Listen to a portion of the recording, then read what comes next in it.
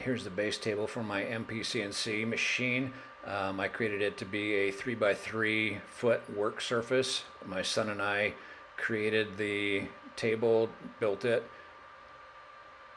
Here I'm going to start checking for square, very important for this.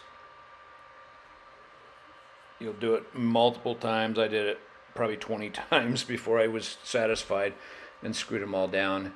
Next thing you'll see me do is checking the height of all the legs to make sure that they're exactly the same height.